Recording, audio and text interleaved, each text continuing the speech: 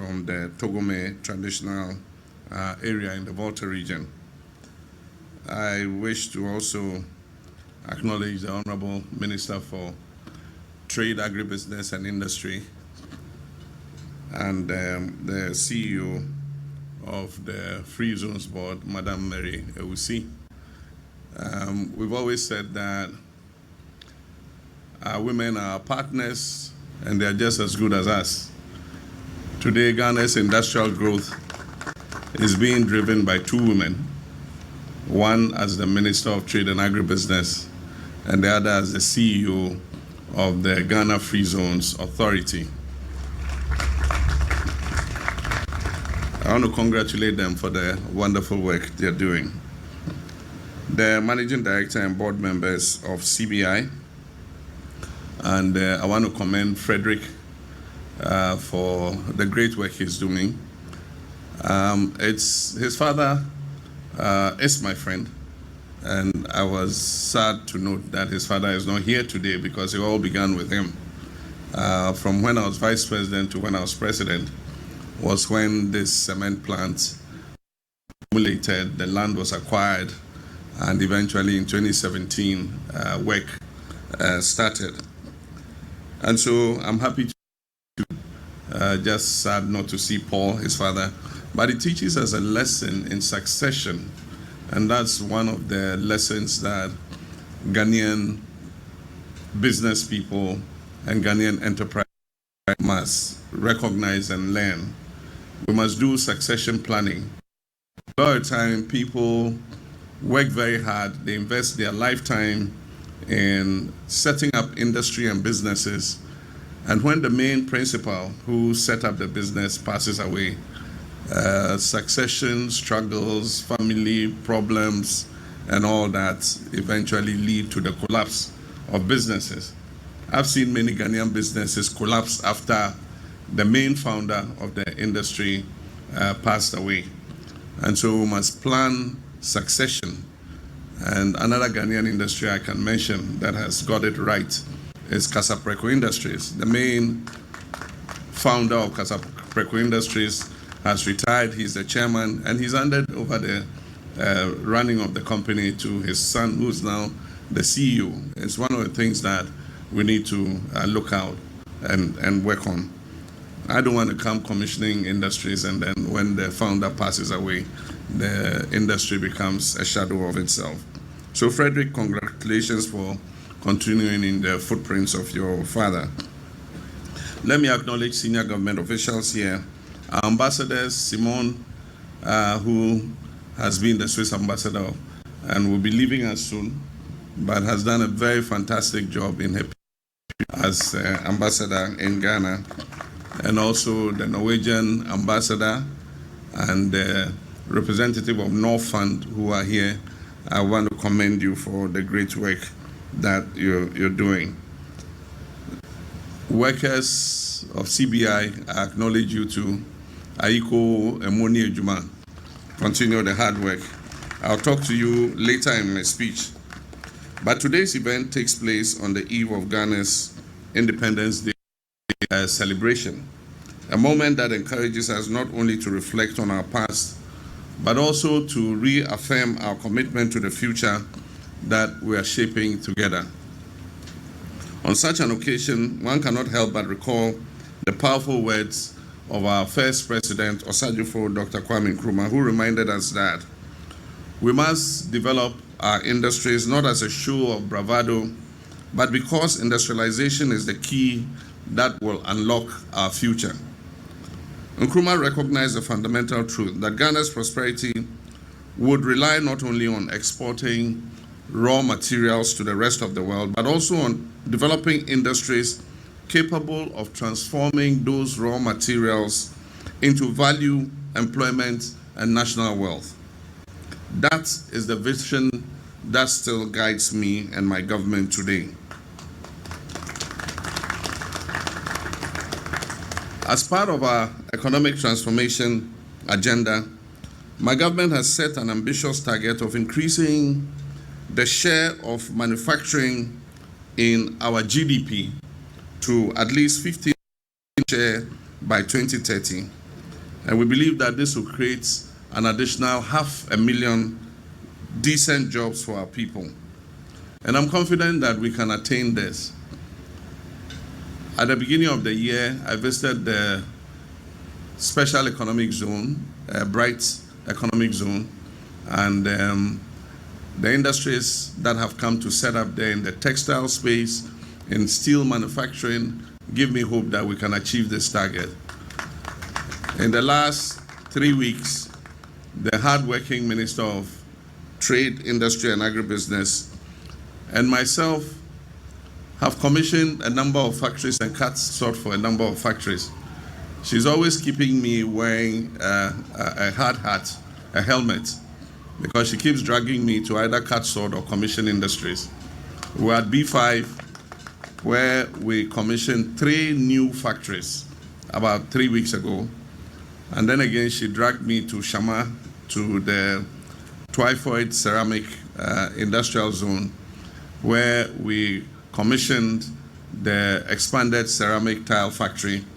And then we cut sort for 2 new factories, one to expand the sanitary ware division of that industrial zone, and uniquely for the first time to cut sort for a new glass factory. If you imagine that the first glass factory that was built in this country was built by Osagyefo Kwame Nkrumah in Abosso, which was the Abosso glass factory. Since then, since that factory collapsed, every single piece of glass you see anywhere in this country is imported. And so we cut sod. By next year, that factory will go and commission it, and it will produce all the glass that we need for our windows and for doors and all the sliding glass doors and everything for which we currently import glass. We would even export glass to our neighboring countries.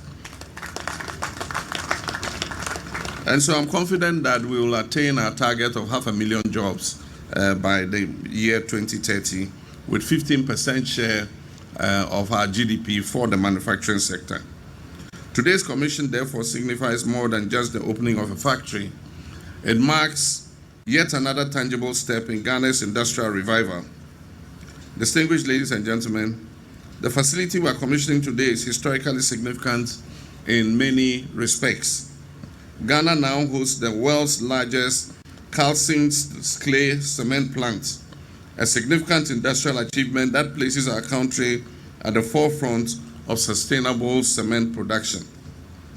This investment sends a strong signal to the international business community that Ghana is open to serious industrial investment. It demonstrates clearly that when policy environment is transparent, stable, and supportive of enterprise, the private sector will respond and will have the confidence to mobilize capital and undertake projects of global significance. The government of Ghana will continue to maintain such an environment, and that is my pledge to the Ghanaian private sector. I'll make sure that the environment is conducive for you to continue to invest and make a handsome return on your investment. The cement industry has attracted notable policy focus over the past year due to its key role in construction, housing, and infrastructure development. At the end of 2024, cement prices have been reaching approximately 120 cedis per bag for 42.5 grade cement and 113 cedis for a bag for 32.5 grade cement.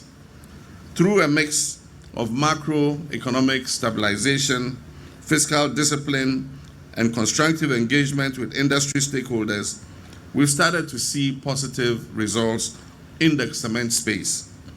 By July 2025, cement prices had fallen by about 20%, providing relief to builders, contractors, and housing construction industry. Recent data from the Ghana Statistical Service shows that construction inflation decreased to 3.9% year-on-year in January 2026. These developments demonstrate the effect of prudent economic management and a strengthening domestic currency. I wish to commend the Chamber of Cement Manufacturers Ghana, COCMAG, and their CEO is here, Mr. Dawson Amwa, for its ongoing engagement with government. Dialogue between government and the industry remains essential for ensuring stability and growth in this all-important sector. Distinguished ladies and gentlemen, the facility we're commissioning today is a 110 million USD investment with an annual capacity of 1.5 million tons of environmentally friendly calcined clay cement. This innovation marks a significant advancement for both industrial growth and environmental responsibility. Traditional clay-based cement production accounts for about 8% of carbon dioxide emissions, making it carbon-intensive industrial processes. By introducing limestone calcined clay cement technology, this facility significantly reduces carbon emissions while maintaining the strength and quality required for modern construction. Even more importantly, this innovation enables us to replace large amounts of calcined clay, large amounts of imported clinker with locally sourced Ghanaian clay, processed and refined right here in Ghana. This means that we have lower production costs, we have reduced import dependency, and we have more value retained within the Ghanaian economy. Indeed, replacing clinker is expected to cut our import reliance by more than 10%, keeping hundreds of millions of cedis circulating within the domestic economy. And even more unique is that our local clay is being processed at this factory using our own liquid natural gas from our oil and gas fields in the Western region. This is a collaboration with our own Ghana Gas and our Ituabo gas processing plant, which is bringing gas to this facility to process the clay for cement production.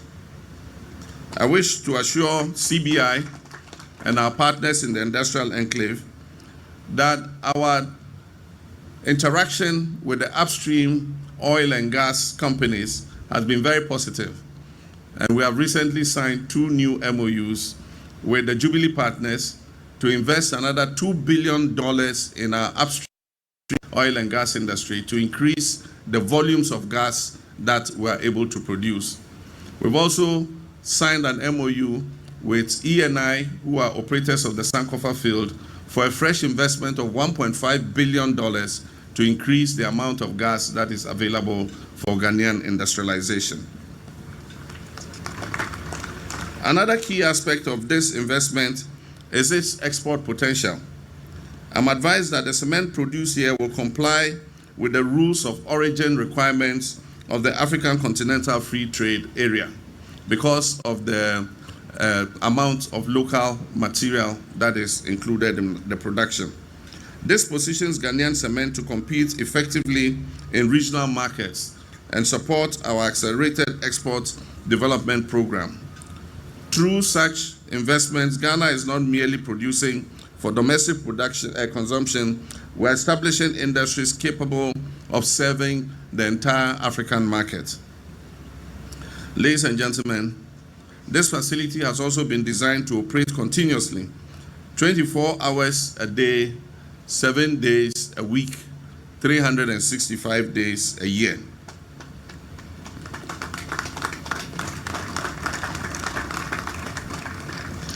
It therefore is very symbolic of our 24-hour economy policy, which aims to optimize productivity, increase employment, and unlock Ghana's full industrial capacity. Already, this project has created 109 direct jobs, including engineers, technicians, and machine operators, and over 1,000 indirect jobs within the supply chain, logistics, and support services. These are the kind of high-quality industrial jobs that will drive Ghana's long-term economic transformation. Ladies and gentlemen, this could not have come at a more timely opportunity. This is a time when government is investing more than 60 billion cedis in infrastructure construction. Under our Big Push program, we've already awarded 50 billion cedis worth of road construction. And anywhere you go in Ghana, you see the culverts, you see the interchanges, you see the drains, all are being constructed with cement produced in Ghana. And so CBI, Carlson Clay, has come at the right time to join in the Big Push program and help Ghanaian infrastructure.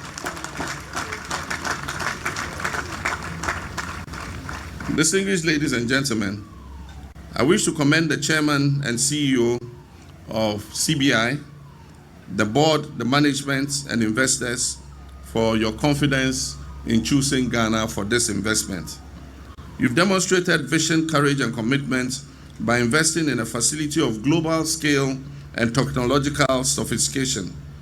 By constructing the world's largest calcined clay plant here in Tema, Ghana's historic industrial center, envisioned by Dr. Kwame Nkrumah, you have affirmed Ghana's position as a leader in Africa's industrial future. Your investment demonstrates that economic growth and environmental sustainability can coexist together. I'm also happy to inform you that we're going to rehabilitate the entire Tema industrial zone in partnership with the private sector. We're going to re-engineer the roads, the drains, the waste treatment plants, and everything. The TDC, GUIDEC, VALCO, and all the partners have already signed an MOU. And so soon you're going to see very good improved roads, good drainage system, waste treatment plants, and everything to make Ghana's industrial area worthy of its name. To the young men and women working in this facility, I'd like to say this: you are not just employees of a factory, you are architects of Ghana's industrial future. And let me say, you are the lucky ones. For every one of you who has been employed in this factory, there are 10 who would have loved to be in your place. And so take this employment as a very precious asset. It will provide income for not only you, but also for your family. For those of you who are not married, you have the opportunity, now that you have a decent job, to be able to marry and start families. And so every shift you work, every ton of calcium clay you produce, and every standard you uphold directly contributes to transforming our national economy. Take pride in this responsibility and keep showcasing your excellence in the work that you do in this factory. Lastly, I would like to thank the chiefs and people of the Togome traditional area, which is the source of raw material for the calcium clay production. It is a value chain from raw material to finished products. So we must not focus only on the finished product, we must also focus on the source of the raw material. And so I want to thank the chiefs and people of the Togome traditional area. Distinguished ladies and gentlemen, the commissioning of this facility signifies the start of a new chapter in Ghana's industrial history, one where Ghana leads, Africa follows, and the world takes notice. It is therefore my singular honor and privilege as President of the Republic of Ghana to officially declare the CBI Ghana Calcine Clay Plant an expanded cement factory duly commissioned. May God bless our homeland Ghana and make her great and strong. I thank you.